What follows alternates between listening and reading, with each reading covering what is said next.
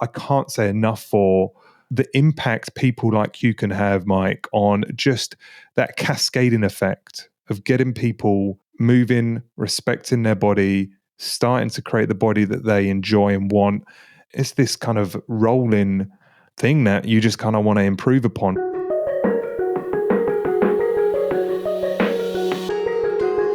Hey, I am Michael Matthews from Muscle for Life and Legion Athletics, and this is my podcast, the Muscle for Life podcast.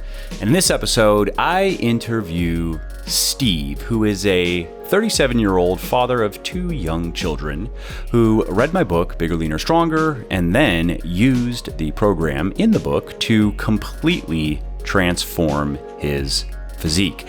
And as usual in these types of episodes, we have a free-flowing kind of just open-ended discussion about how Steve found his way to me and my work, including what he was doing previously and how it was going and how things started to change after he began to implement the advice in my books, articles, podcasts. Now, as with everything, nothing ever goes exactly as planned, and learning how to adjust and adapt to conditions to make them work for you and your goals is definitely a big part of the fitness game. And that, of course, is something that Steve experienced firsthand. He ran into a number of obstacles that most of us can relate to, including issues with workout and meal scheduling, partially because he was very busy working many hours. He also ran into hunger and cravings and dietary temptations and more. And in our chat, Steve shares what has helped him successfully navigate that minefield and ultimately achieve his goals. So if you like hearing motivational stories about how other people have changed their bodies and lives, and if you also like picking up a few tips here and there that can help you along in your own journey, this episode is for you. This is where I would normally plug a sponsor to pay the bills, but I'm not big on promoting stuff that I don't personally use and believe in, so instead I'm just going to quickly tell you about something of mine. Specifically, my 100% natural pre-workout fat burner supplement, Forge. Now, it was designed to be used specifically when exercising in a fasted state, and it helps you maximize fat burning while training on an empty stomach, minimize the amount of muscle that you lose while training in this state, and maintain intensity and focus in your workouts. All that is why Forge has over 400 reviews on Amazon with a 4-star average and another 220 on my website with a 4.5-star average. So if you want to get leaner faster, and especially in the quote-unquote hard to lose spots like the hips, thighs, and belly, then you want to head over to www.legionathletics.com and pick up a bottle of Forge today. And just to show how much I appreciate my podcast peeps, use the coupon code PODCAST at checkout and you'll save 10% on your entire order. And lastly, you should also know that I have a very simple 100% money back guarantee that works like this. You either love my stuff or you get your money back, period. You don't have to return the products. You don't have to fill out forms. You don't have to jump through any other hoops or go through any other shenanigans. So you really can't lose here. Head over to www.legionathletics.com now, place your order, and see for yourself why my supplements have thousands of rave reviews all over the internet. And if for whatever reason they're just not for you, contact us and we will give you a full refund on the spot. Alrighty, that is enough shameless plugging for now, at least. Let's get to the show. Hey, Steve, welcome to my little podcast. Hey, Mike. Thank you for having us. Absolutely. Of course, this is one of these kind of just free-flowing, open-ended conversations about where you were with your fitness and kind of your health or your well-being before you found me in my work, and how you came to find me in my work, and what has worked for you and where you are now and where you're going and so forth. So I kind of change this every time in terms of where to start, but I think it makes sense to quickly just talk about, I guess maybe in hard numbers, where you were in terms of your fitness before, and how long ago that was, and where you are now, so people can get a sense of your own at least physical transformation. If you want to include a little bit of like what was life like back then versus now, and then we can kind of go back to the beginning and hear how you got to where you are now. Yeah, so I'm 37 years old. I'm a father of two beautiful children, and I live in the UK, if you can't already tell. And fitness for me has been something that I've always been interested in, something I've always tried to excel at. I remember getting my first set of weights and kitting out the back of my mum's shop with some training gear when I was probably about 12, 13. I was interested in building my body, had no idea, didn't really achieve anything. Long story short, my weight and my shape undulated within like a normal range in my 20s and into my early 30s. And I found I excelled in my line of work, which is salesman within tech startups. And leaning in on that business and, excelling in my career meant that the pendulum swung very heavily towards doing that and doing that really, really well. And without realizing, assuming I was invincible, my body would always stay the way it is, over the course of a couple of years of insane travel, hardly any sleep, just going all out, working probably 18-hour days, the body just started changing. And yeah, I got to a point where I was probably about 210 pounds, Mike, and I'm 5'11", and I didn't really have a lot of muscle in my frame, and it was a bit flabby and wobbly and wasn't looking too great. And I started accepting that, hey, this is midlife, isn't it? This is what happens. It's normal.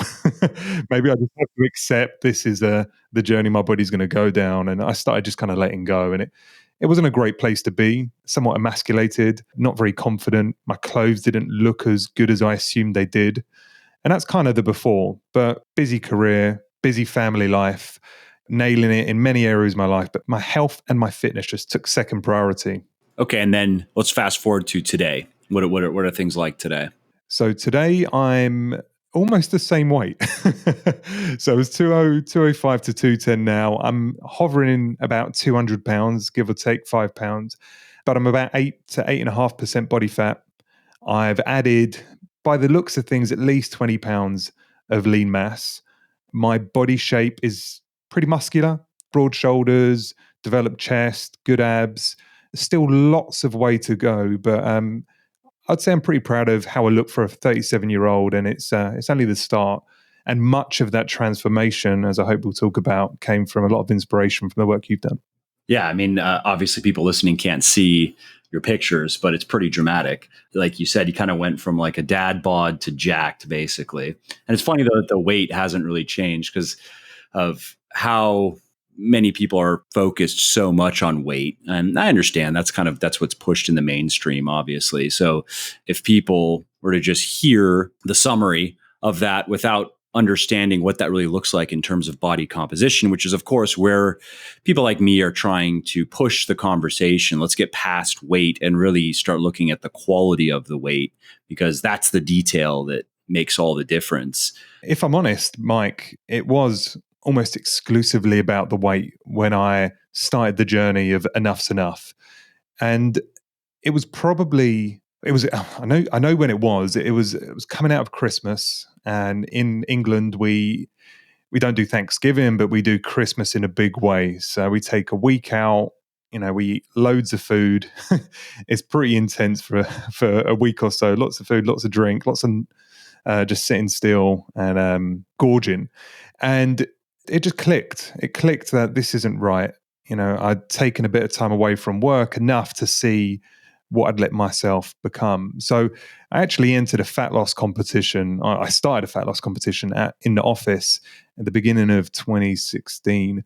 And it was 2-3 months, and it was a bit of a bro thing, quite a lot of bravado. Let's just compete so you can lose the most, and we'll exchange monies at the end of it. So I lost about 25 pounds, and it was exclusively, abstaining from food and just working out in the gym, but doing some random stuff. And I did lose the weight. So, the obsession about weight is a real one, I think, for all of us. And seeing the weight come off is a really strong motivation to see how far you can take your body. Would I have gone all in on, strength training and trying to develop muscle, knowing that I have to be in a calorie surplus when I had 20, 25 pounds of extra fat on my frame? Probably not. So that was kind of where I was then. But now, weight for me is just a number. Weight for me is actually an incredible metric. If I trend it every single day, I can see where my body's going. I've now got to a point through, your education on, calories are king, keep protein high, track and calorie count where you need to. I now know if I eat a certain amount, I'm going to put on or take off muscle and fat during the course of time. And that's liberating because now there's no emotion. If I put on 3 pounds in one day because something's gone funky with my sodium levels, potassium levels, what have you, it's fine. That is an incredible place to be. And it was not the place I was for many years. Yeah. Or if it's just take the holidays, for example. If you know that there are going to be 3 to 5 days of a lot of eating and you can just enjoy it, knowing that what's the worst that can happen in 3 to 5 days? It's for me at least, it's usually so at Thanksgiving, I'll eat a fair amount of food. It depends, I guess, the mood that I'm in sometimes and how good the food is. If it's really good, I'll go all out. If not, I'll kind of just whatever. I'll just eat a bit more than usual through the Christmas period. But then it's never, at least as many years as I can remember, it has never required more than 2 weeks of just a normal deficit come January just to get back to where I was. And like you said, it takes the emotion out of it where you don't have to be thinking about what you're eating or you don't have to feel bad about it. You really can just enjoy it knowing that the quote unquote cost is simply a couple of weeks of eating a bit less food than you're used to. It's not even, which, the first couple of weeks of a cut, I don't know if that's at least how it is for me. I almost don't even notice it at all. Like I only really start to notice some of the effects, the inevitable effects of being in a calorie deficit after about 4 to 6 weeks. I'll notice that my body just is feeling a little bit less energetic than usual and it could use a bit more food. But for the first couple of weeks, I almost feel nothing. So the sacrifice is really nothing. It's completely negligible. And I would actually say holidays have taken on a new meaning. Now I've got myself in shape. Not to the point that, me and my wife obsess about our body and won't let ourselves go. Far from it. We've had 2 really big holidays this year and we've dealt with them fundamentally differently. The first was a month-long holiday traipsing around Australia, and we were going to be doing home catering for a lot of the time and eating in restaurants most nights. And you think, a month of eating like that? I'm going to come back like, size of a house. But we decided up front, training is part of our life. So we're going to have to fit training in, not 6 days a week, but we have to fit it in a deliberate way and find gyms that we can keep going in some capacity. The second was, hey, if we eat out breakfast, lunch, and dinner, I'm not going to feel good. I'm not going to look good. I'm going to get bloated. I'm just not going to be enjoying what I'm doing to my body. So perhaps we skip one of those meals. And then, hey, do we have to eat out every time? How about if we cook some of our own food and then we know what we're putting in our body, not just going full tilt on, the sugar and the fat that comes with all restaurant meals. And then you layer on top of that, just increase your movement. Get out and see the city. Enjoy yourself. Focus on moving around and not just sitting on your ass, which I think most holidays are, right, after a few days by the beach. And it's incredible. But that holiday to Australia, Mike, as well as the most recent one, we just come back from Orlando to Disney World with the girls. The last one, when all is said and done, after like 2 days after coming off the plane, I'd put on like 0.5 pound in 10 days of being in Orlando with everything supersized and lots of great food and lots of sugar and fat and 0.5 pound just because we stepped a lot. We missed a meal and we tried to make better choices because we didn't want to feel crap. Do you know what I mean? But we didn't abstain from anything. We enjoyed it. We had experiences every single day. Yeah, that's a very common experience. But it's very much the same for me. Those are good tips. Whenever I'm traveling, if I'm going to be eating a bit randomly, I do the same thing. I'll eat 2 I may bring some protein powder or get some wherever I'm at, just because it makes it easy to kind of keep your protein up. It's usually breakfast that I'm skipping, unless I'm in Europe and like in Germany, they have good bread. So I like some bread rolls for breakfast, but I'm usually skipping breakfast, eating a smallish lunch and just saving calories for dinner.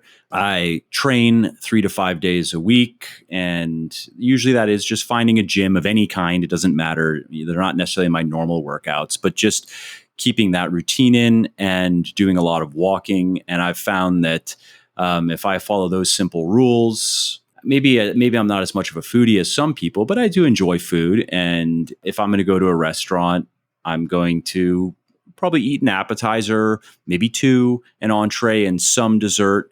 And so I do that for 7, 10, even 14 days and really not see much of a difference.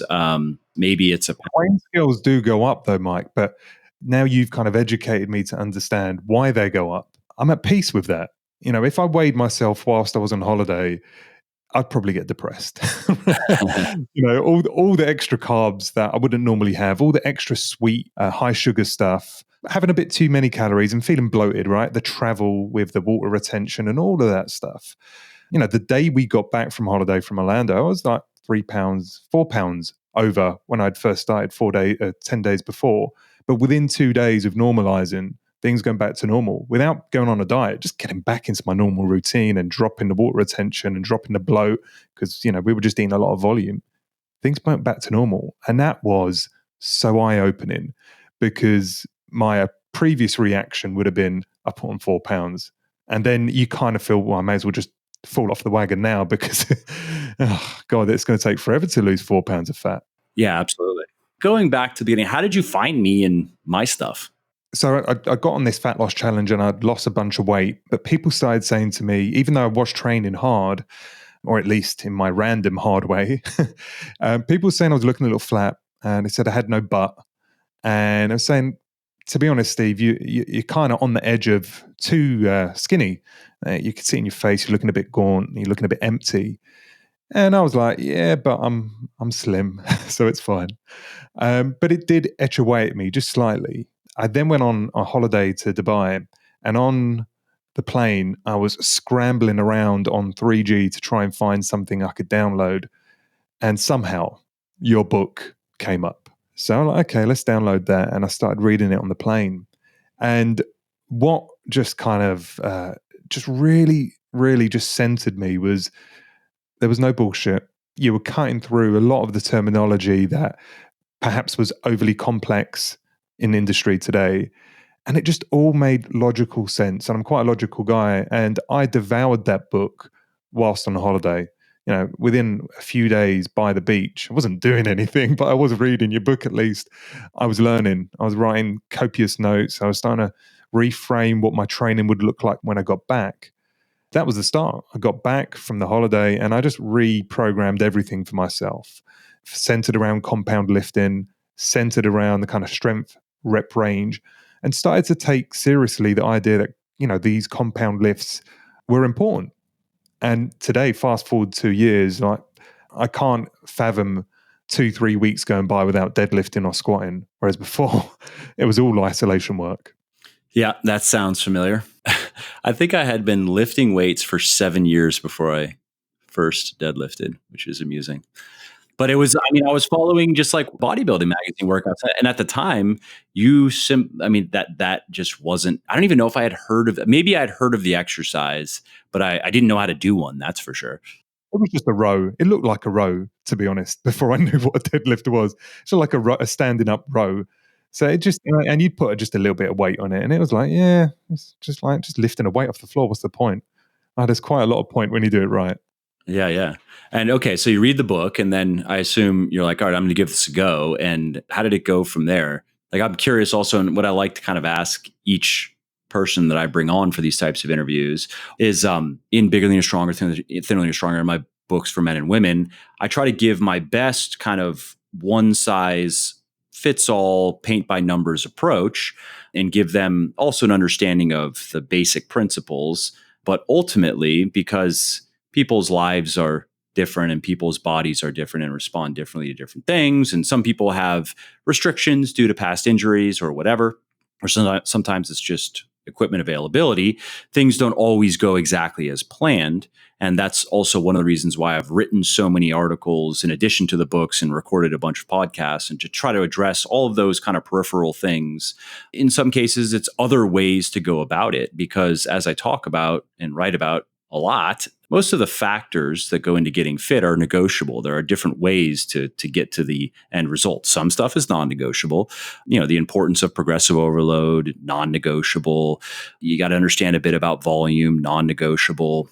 Energy balance, non-negotiable, and so forth. But there's a lot more that really can be tailored. So I'm curious, how was your experience with the program, with everything laid out in the book? And over time, what have you changed and why? Honestly, I didn't follow your prescribed workout plans. And that wasn't for any other reason other than the fact I'd built my own gym a few years before. It sounds like as if I'm a proper pro. I'm not. I just had a space in my garden, and I thought I'd build a garden room. And in there, we put some gear, but we've done it quite nicely. But it went unused for years. So I was restricted by the equipment I had, and it's mostly free weights with a pulling machine as well.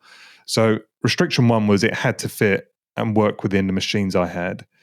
And secondly, I had a bias towards certain things I liked. So I wanted to follow the principles, but have the flexibility to kind of program with my interests in mind.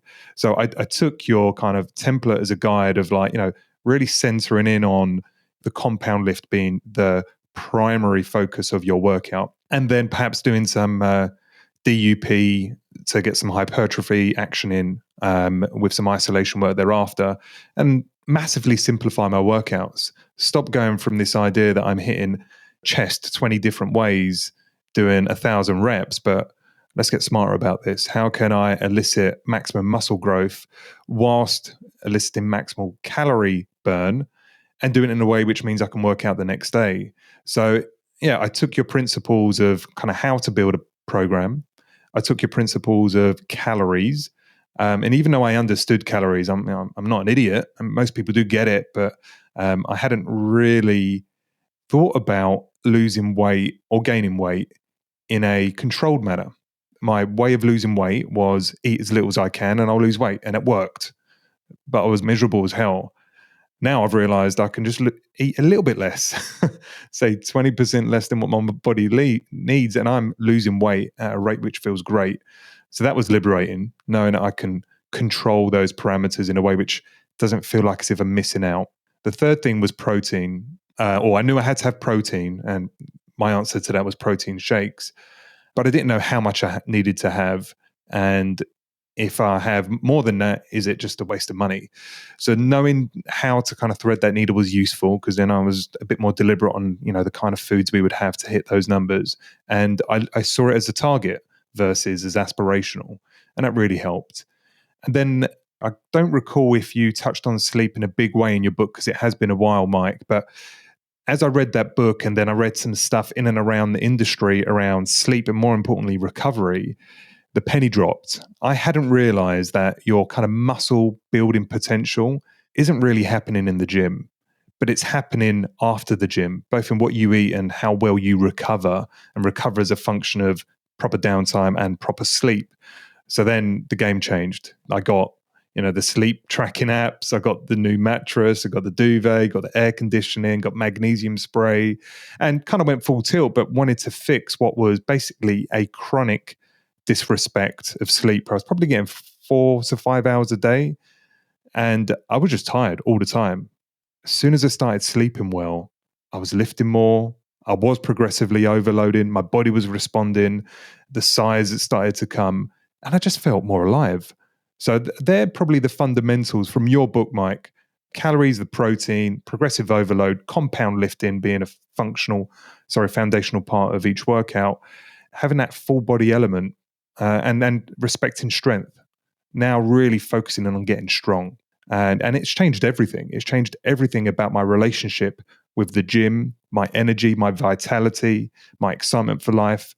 And I've got more conviction and confidence because I'm strong, I'm functional, I'm moving well, I'm feeling good, my body's in good shape. I can control my weight and how I look to some finite degree. And that's awesome.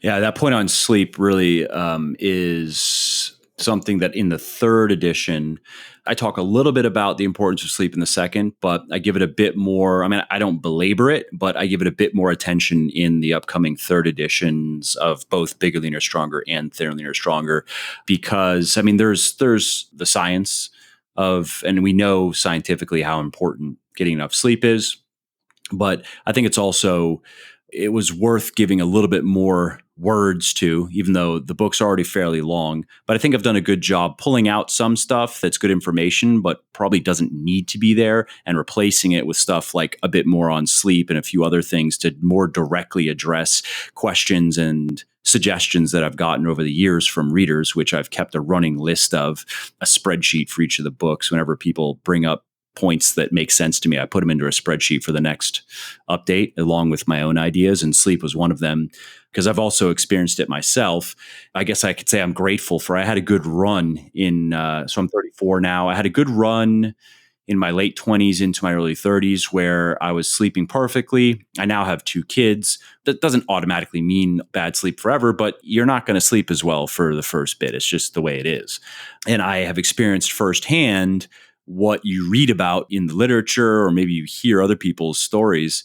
And so I had a good run there where I was sleeping perfectly and I was eating perfectly, and I was able to make a lot of progress in my training to really build a good foundation of muscle and strength. And then over the last couple of years, my sleep has been on and off. It's been more bad than good. However, in the last, I'd say 4 to 5 months, it has finally kind of gotten back to good again. So I went through that experience myself, and I was actually surprised because that was the first time that I had trouble sleeping, just how much it impacts your training.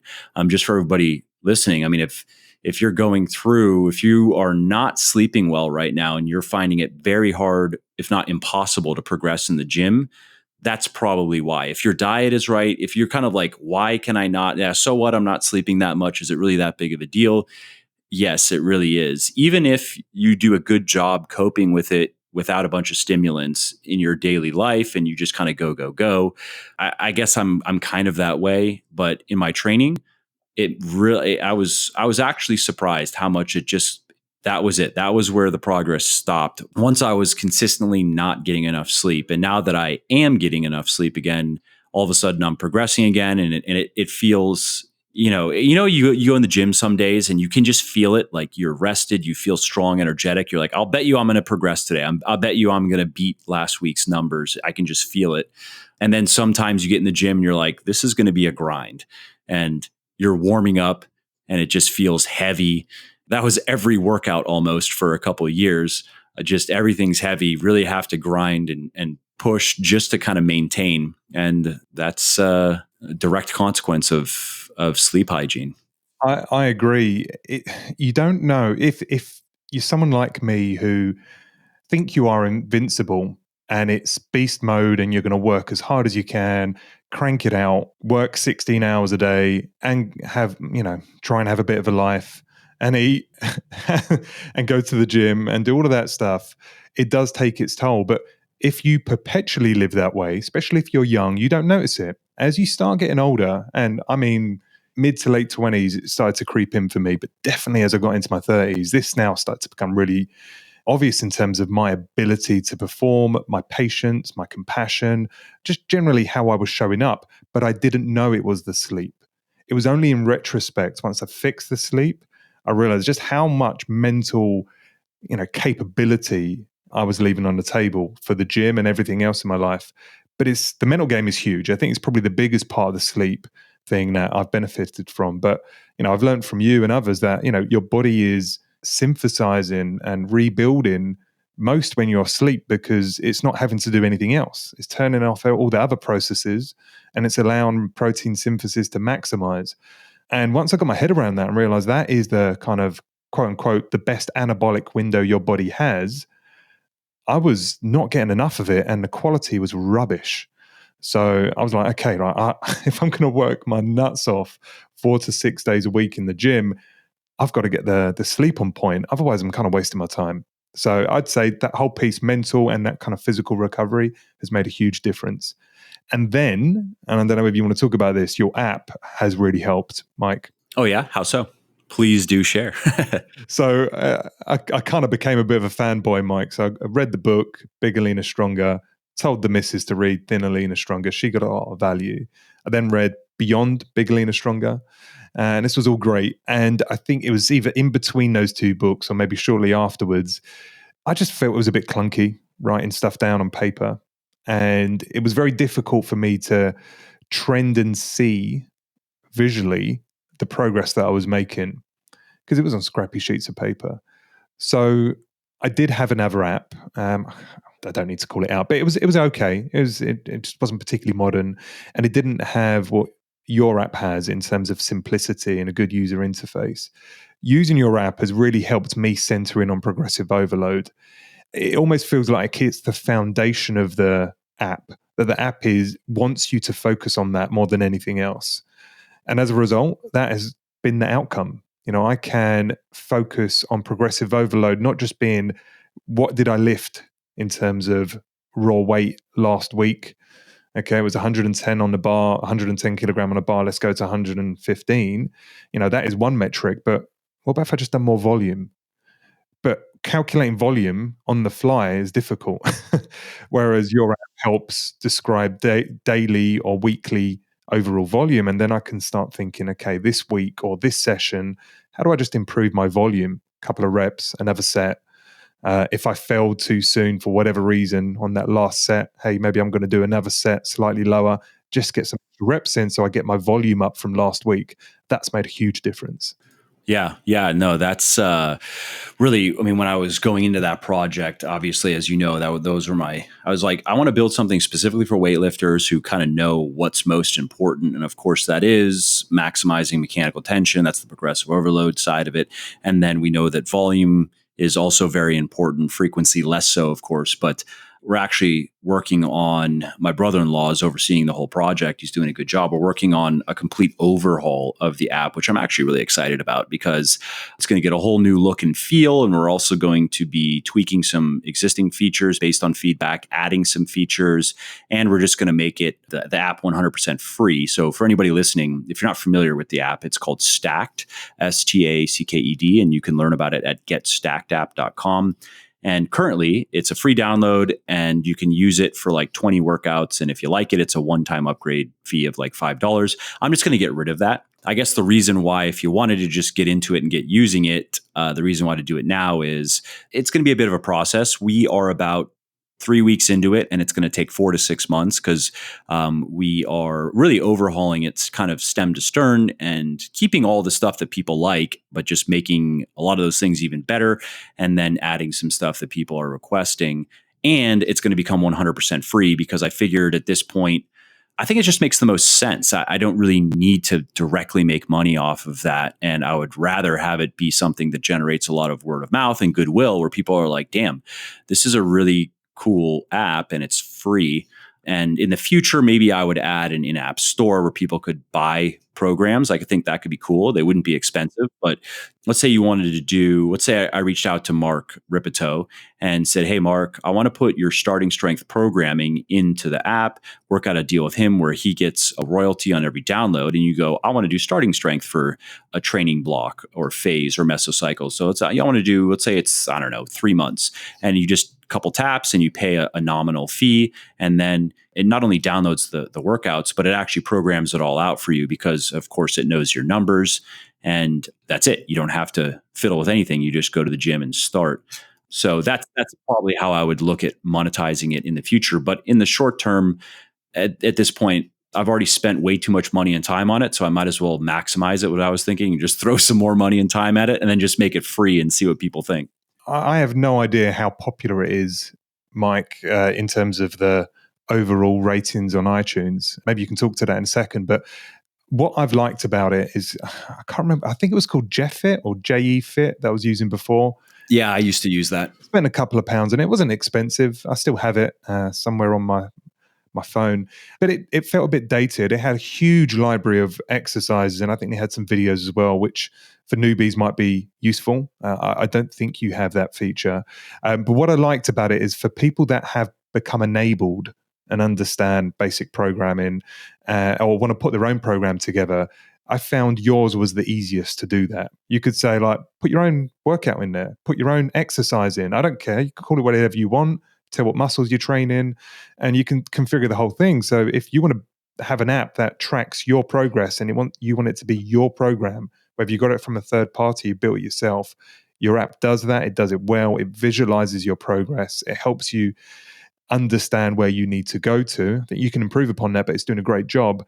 And then you've got the plate math, which which I know it's a simple feature, but simply being able to go, what plates do I have to put on the bar to get the weight that I'd done last week? I was spending so much time, and I'm pretty into maths, but it's complicated. You know, like when you've just done a heavy set and you're trying to work out what plates and what fractional plates you have to put on to get to the new weight. Oh, you just don't have the capacity, and your app kind of visualizes that, which is kind of neat. Yeah. Of course, we are preserving that and even enhancing it in this Stacked 2.0, I guess we're calling it.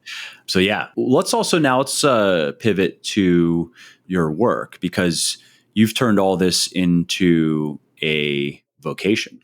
Yes, I have. So much to most of my peers in the industry I previously was, much to their surprise. So we're in 2018, towards the back of 2017. I'd got myself, I was on your program, I was feeling really great and, making loads of progress. I moved from aesthetics, being a primary driver to training, to thinking, I just want to optimize the hell out of everything, right? Let's eat the best food. Let's have the best quality food. Let's eat for optimal nutrition. Let's maximize sleep. Let's take some of Mike's advice on a podcast and listen to or read some of the books that you recommended. And I started building this enthusiasm, this infectious enthusiasm for optimizing myself mentally and physically. And it was a hobby, but it became a hobby that just consumed me. In the morning when I was reading stuff, I'd read stuff about this kind of thing. When I get home, I'd read books on this kind of thing. And at the same time, I'd been 11 years deep into a career, which I have done very well in, but the why wasn't there. I liked it. I was good at it, earning good money, could continue to do that job for another 10, 15, 20 years easy, but it's hard work. And I'm working for someone else, and it's a grind, and it's, big US company, startup mentality, lots of pressure on all their employees. Yeah, every quarter it's reset the clock and go again. And I just felt at that point that I had to leverage this passion, this newfound enthusiasm and knowledge as I was acquiring. So big, bold move towards the back end of last year. I decided that come the beginning of 2018, I would let my employers know that I will be moving away from not only that company, but the career I've developed, and in turn start up my own podcast, as well as really a online brand that talks to self-optimization and helping people be their best, i.e. codifying, the library of content and knowledge and anecdote and lessons learned that I've gone through and am going through, and offering that in a similar way to you, mostly free, with some ideas to productize in the future. But really just wanted to share my message of growth and just the excitement that I feel that our lives as a family are going. Now I found really both passion, intent, enthusiasm, and real energy. Not pretend energy, not like adrenaline, but real vitality. And that's come from first changing my body. Interesting. And so we know how the fitness transformation played into that, but so what else have you tinkered with? I'm just curious. And what are some, a lot of people listening know the power of exercising regularly and eating well and have experienced it firsthand, or are currently, maybe they're just starting and they're looking forward to experiencing it. So what else though have you gotten into that has made a big difference for you? So I'm reading a hell of a lot, and I implement some of the things I read, and in some cases it just kind of bolsters my existing game plan. Let me just interject there on the reading, because you had mentioned that previously you didn't like to read, right? Which I think statistically speaking, most people don't. I think at least here in America, the average person reads maybe one book a year. I'm on one book a week, thereabouts these days. And so how did that change for you and why? Because previously you didn't really like to read, you had mentioned? Yeah. So my work was everything. Everything. It trumped friends. It trumped social life. It trumped family. It was everything because it had to be everything if I was going to do it well and maintain the career that I was gunning for. So I didn't really have the capacity mentally to support reading, if I'm honest. But once I started finding a passion and a subject that I was interested in, I found the time. So even though I was holding down this job for 6-9 months, I was reading furiously, and I'd carve out the morning and the evenings to do so. And I started reading initially around bodybuilding. That from bodybuilding went into sleep, and from sleep went into nutrition, and from nutrition it's kind of bled deeper into both evolution, kind of mindset orientated stuff, building online businesses, as well as like the deeper dive things like microbiome science. I'm fascinated. I'm fascinated by how the bacteria and the species that live within us are dictated most of how we are expressed. So as I think about nutrition now, firstly, I love food. I'm Greek. I'm born and bred to eat a lot of food and enjoy the hell out of it. So that was never going to change. But now I can look at the food I'm eating and going, is this going to give me maximal benefit? Optimum nutrition, maximizing on certain vitamins and minerals that I think I need, making sure I get good healthy dose of prebiotics and probiotics. I've even done microbiome testing to see, it's a company called Viome that's over in the States, relatively new, that are starting to understand through transcription what's in your gut, what's the makeup looks like, what their metabolic pathways are, and if you've got viruses or things that perhaps are not good for you, what you need to eliminate, avoid, or lean in on to create more diversity and a happier gut, because a happier gut is going to be expressed with happier emotions and a better physical shape and generally less illness. So that's kind of where I'm at right now. I'm just like, I'm leaning in on how can I optimize myself so I continue to have more energy. And it's like this bottomless well, Mike, that, the deeper I dig, that the more benefits I find in terms of just enthusiasm and get up and go. And that would never have happened if it wasn't for that transformation that started with just losing the fat and feeling good about yourself and wanting to respect the body that you have. Yeah. And, just to throw in a quick reading tip for people listening who maybe would like to read more than they currently do is read what you are interested in. Don't try to read what people tell you should read, or even if it's somebody you respect and they have their recommended reading list, choose things that you are interested in. That will go far in helping you ingrain the habit and actually look forward to it and enjoy it. Because similar to working out, if you're having to go into the gym every day to do workouts that you hate, it takes a lot of discipline. It takes a lot of willpower to see that through.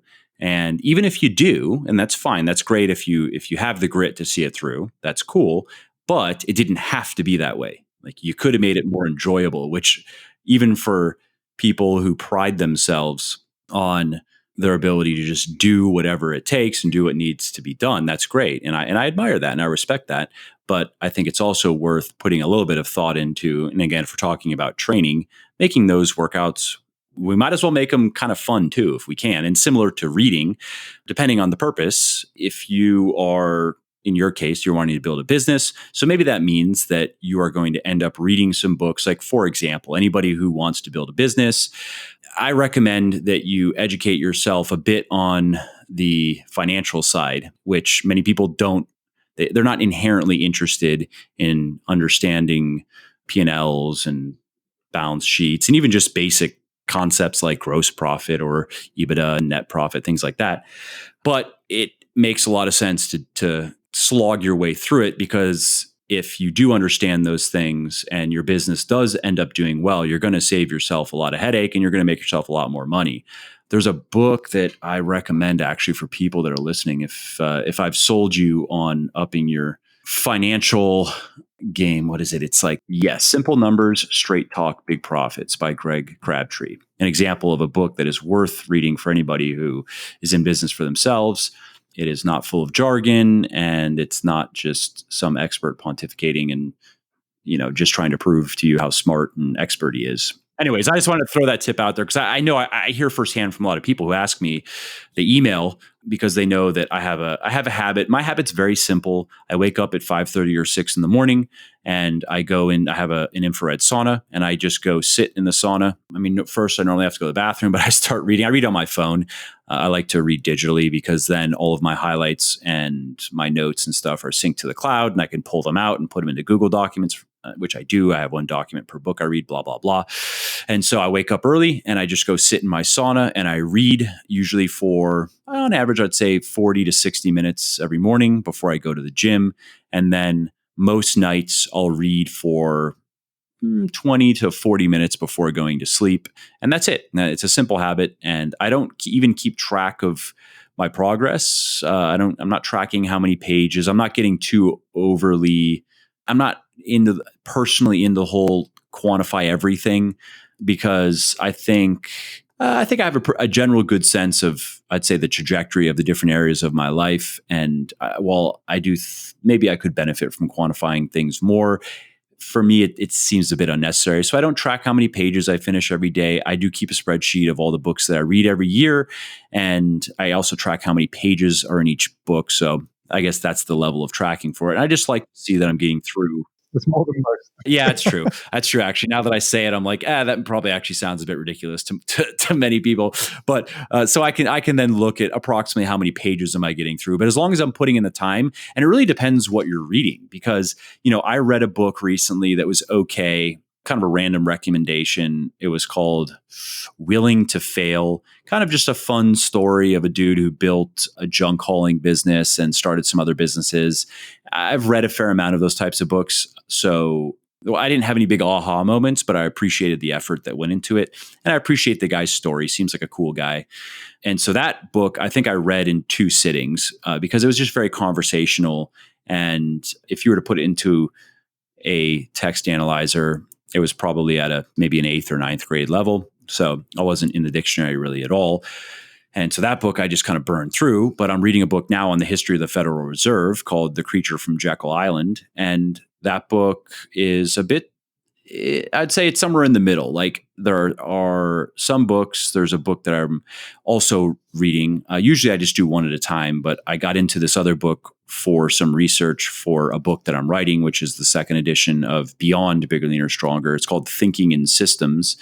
So if it's a more cerebral kind of academic book like that, or Thinking Fast and Slow, those books, they're just going to be slower. Like sometimes you're going to read something, you're going to have to stop and think about it, or you're going to have some more of your own, you're going to have more of your own ideas that you're going to want to, marginalia, you're going to want to make notes.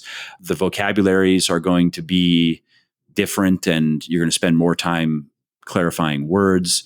So I'm not too concerned about my progress per se. It's more, am I putting in the time and am I actually reading during that time and focusing on it? Well, okay, fine. The beautiful thing here, though, Mike, is most people's habits first thing in the morning, and I say I can say this sincerely because I used to do this, and I sometimes do find myself doing the same. Wake up in the morning, what's the first thing I do? I open up my phone and I can't help but to press, the screaming red icons wanting my attention. And even if they're not, I'm going to go pop into Facebook and Instagram and look at the news app. And starting my day like that was never productive and always led me down a path of losing control before it's even started. And once I realized that I was giving away all the best laid out plans, when I'd go to bed or first thing in the morning, just before the hell breaks loose, I'd go, right, this is what I'm going to do. And then as soon as I opened up my phone and started consuming what other people wanted me to see, it was game over. I would just lose the momentum. Whereas doing what you say, reading first thing in the morning, even though your eyes are blurry and you feel you haven't got the cerebral capacity to read, it's crazy how quick your brain fires up after a couple of pages into a book you want to read. It's brilliant. So I've been reading things like Hitmakers, Jordan Peterson's book, There was a Darwinian book on evolution, which was really interesting. There's so many amazing books out there, more than you could ever consume. But yeah, I agree with you wholeheartedly. Don't read nonfiction if it completely bores you. But there is going to be an element of nonfiction that works. You just got to find what your passion is. And luckily, I found my passion, which was first developing my body and then just digging deeper into being a better person in all aspects.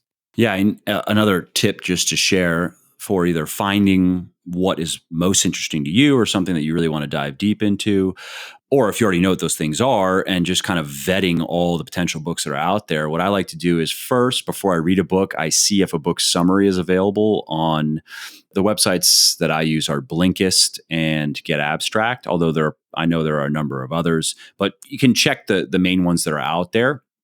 And I'll then read a book summary first, which usually is it's just an overview of the key concepts, and it's all paraphrased, and it's of course all explained through someone else. So it's not so much. I don't go to those to. It's really just to make a judgment on the book whether I want to read it or not, because I find that if I don't make any highlights in the book summary, if nothing piques my interest in the summary, the book is probably going to be just more of the same.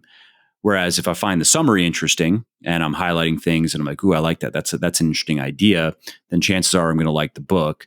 And I found that has saved me from a number of books that were on my list that I would have just bought and read. And I don't like quitting books. I will, if it's a long book and if I haven't made any highlights in 30 pages or the first 30 or 50 pages, then I may put it down. But I don't know. I'm just not a quitter. I tend to finish books if I start them. But I've had a number of books where I'm just like, I really could have done without that. I think I walked away with like 2 ideas that are mediocre. If I walked away with a few ideas that are outstanding, maybe that's worth the time. But you might also be able to get that from the summary.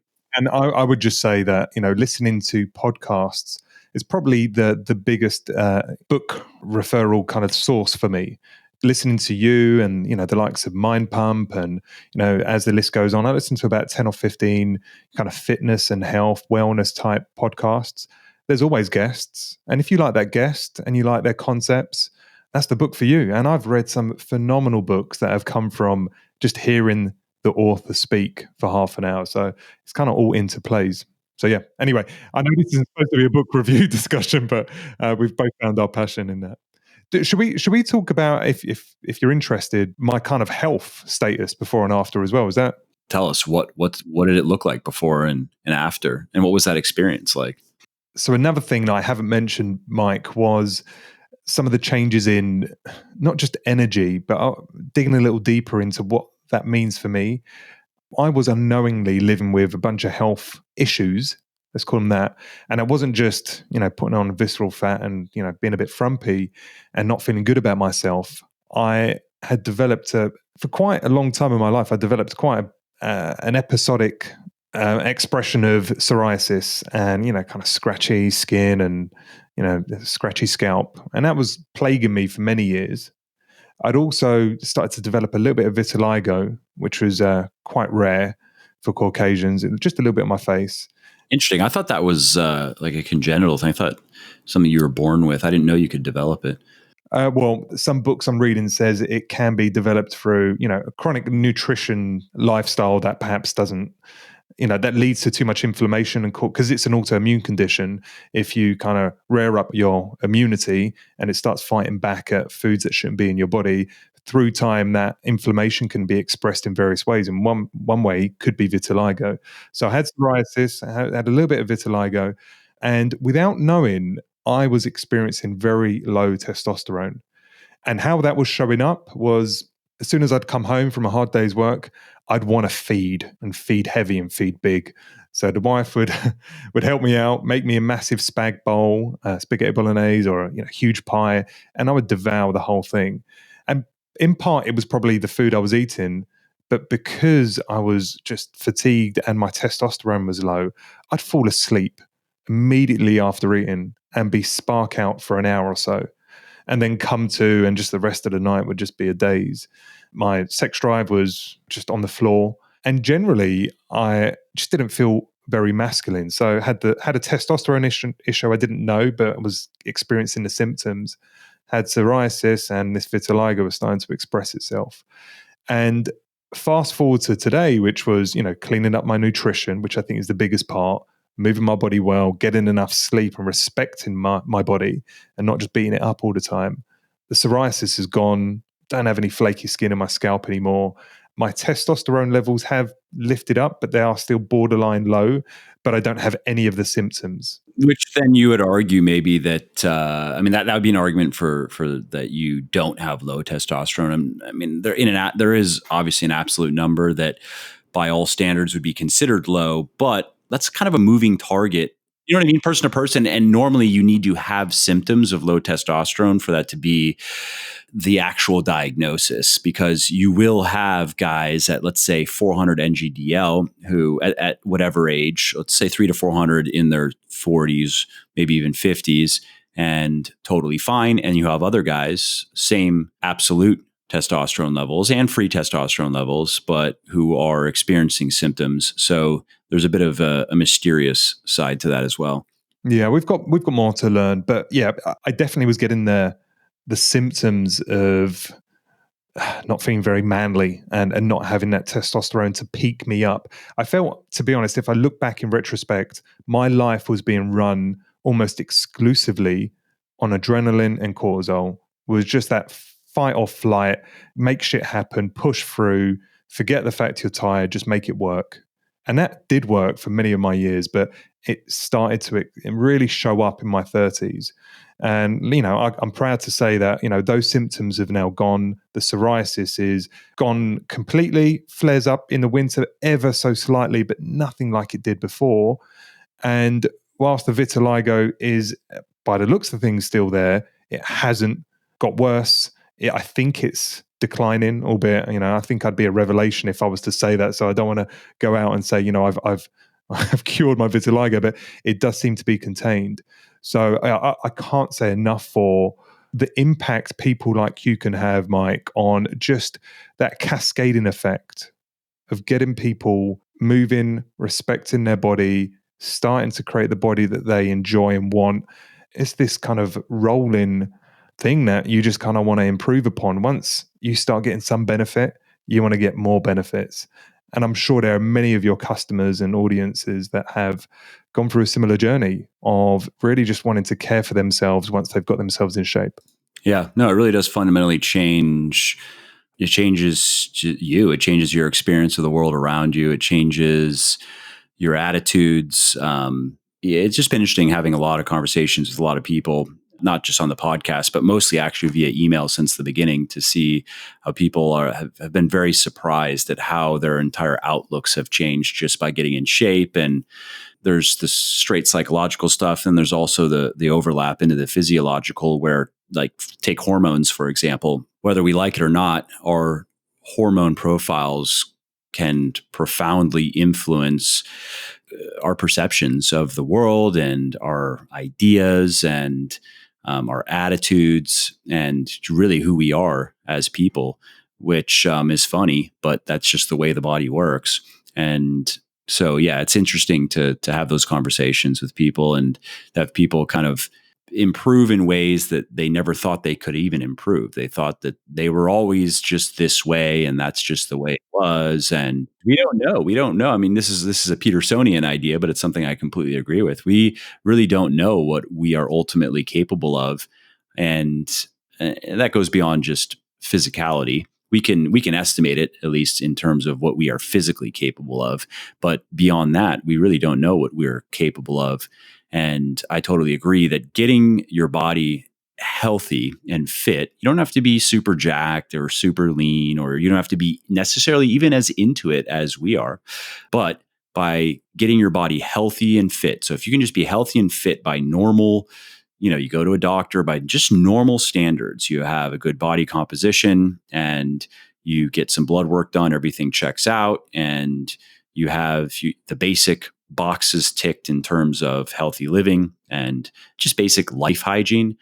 That is that's the springboard that allows you then to see what else you are capable of. But without that, it's possible. I mean, you have some stories of people out there who have done some pretty impressive things in their lives despite being tremendously unhealthy. But the one, it usually ends badly. And so that's not good. And two, well, imagine what they would have been capable of if they would have taken a little bit better care of themselves. And it's great that they were able to summon the will and the energy to just go, go, go. But even a guy like Elon Musk talks about that now. I don't know if you saw recently, it was some interview. I just saw an article on it, but it was him talking about working 120 hours a week and how he has accepted that it just, you go crazy, basically. And so even a guy like him, like he realizes that, the Peter principle, there is a point where he can no longer go any higher. And maybe it's great that he's able to redline himself, and he, in a sense, is not at the mercy of how his body feels or the weather or the news or what other people are saying. Like he can just go. He can go, this is what I'm doing, and get out of my way. And that's great. But even a guy like him is realizing that he can still get a lot done and do everything he needs to do without feeling like he's losing his mind and like his body is going to just any day now, it's just going to shut down. He's just not going to wake up. He's going to take a bunch of Ambien to go to sleep, and then he's just not going to wake up. Yeah, I think the founder of Huffington Post, and I think she's got a company called Thrive Global, actually wrote a note to Elon. I think it's out on the press somewhere, and I totally agree. Did you see his response though? His response was good. I didn't. Well, his response was like, "Yeah, cool. Do you think this was my choice? Like, you think it wasn't necessary?" And that's a valid point. Like, what the dude is trying to do is by normal standards insane and impossible. So there is a reality of, I don't know all the specifics, but it was in Tesla in particular, what was going on. He felt that that's just what had to get there. It wasn't a matter of like, oh, you wouldn't, I'm just going to hashtag no days off and hashtag hustle grind. It was just, all this shit has to get done by this time. And I don't see any other way for that to happen outside of me working 120 hours a week. So I'm just going to do it. And I understand that too. And what are you going to say? All the shit we're saying is irrelevant in that context. It's either win or lose at that point. And he was like, fuck it, I'm going to win, and I'm going to press my luck and see what happens, but I'm going to win. I do think there's a lesson in this, Mike, for everyone who's pushing super hard. We're all going to get there at some point. We're all going to do it. And I've done it. I pushed incredibly hard from as early as I can remember up until even now. But at some point in your 30s, maybe your 40s, you'll start to realize that there needs to be some respect for your body. There needs to be some respect for sleep. There needs to be some respect for, some downtime. And in this go, go, go mentality, in this beast mode mentality, and expectations of, Silicon Valley and just generally tech startups is, just work yourself to the bone, because it's all about going as fast as humanly possible so we can achieve great things. At some point in time, I think that rhetoric is going to get challenged, because people are suffering, but they don't realize it until they get a little older. You're invincible when you're 20, right? At least that's how I felt. And then it's just the focus on these days seems to be a lot more on quantity. It's quantity over quality, right? So it's the more hours you work, and I understand. I mean, I have worked long hours myself, and I still work, I guess, quite a bit more maybe than the average person, but there isn't much discussion, especially in the context of what we're talking about here in terms of quality. And even going to why are a lot of people pushing as hard as they are. And then if I understand winning is fun and making things happen is fun, but in many cases, if finances are a major aspect of it, that in the end isn't as fulfilling as you think. And so then I think there are a lot of people who are burning the candle at both ends, chasing something that they may get there and they may get it and then go, well, that wasn't worth it. Happens all the time. I'm sure it's happened to you as well, Mike. Yep. But it's just whatever. That's part of life, and that's part of just being aware of where you're at and making sure that you haven't lost sight of why, and you haven't fallen into an unhealthy routine that some people may seem, oh, how do you push yourself that hard? But, I'm sure even for you previously, that was just what you did. That was your habit. That's what you were used to. And if you didn't do it, you felt weird, just as many people have different habits. And if they don't do those unhealthy things, they feel weird. I agree. Listen, Mike, I really appreciate you giving me the time to tell my story. And thank you for everything that you do for everyone, right? You haven't done it personally for me, but I found you at the right time in my life. And it's been a beautiful cascade of benefits, from your book to your supplements to the app. Your podcast has been a fountain of knowledge. So I appreciate everything that you're doing. You are a force for good in the fitness industry. You are taking the confusion and the bullshit away and leaving us with just the simple truths. And I really, really appreciate everything you're doing. And I can't wait to see the next couple of years and what Legion and Muscle for Life turns out. Thank you, sir. I appreciate that. So let's just end with, where can people find you and your work? So the company that I founded is called ADAP Nation. It's ADAP Nation. And you can find that at adapnation.io. And we are on all the podcast platforms, as well as most of the social media platforms such as Instagram and Facebook. And perhaps in the show notes, we can just reference back to that. But my work is there. It's podcast, it's video, it's articles. And I'm trying to take a leaf out of your book, offer real world experience, be honest and raw, as well as deliver some science. Awesome. Perfect. Well, thanks again for taking the time, Steve. I appreciate it. Thank you, Mike. Hey there, it's Mike again. I hope you enjoyed this episode and found it interesting and helpful. And if you did and don't mind doing me a favor, then please do give this video a like and leave a comment down below. Not only do I like to hear from everybody and I jump in and reply to as many comments as I can, it also helps other people find their way to the show and learn how to build their best bodies ever too. And of course, if you want to be notified when the next episode goes live, then just subscribe to my channel and you won't miss out on any of the new content.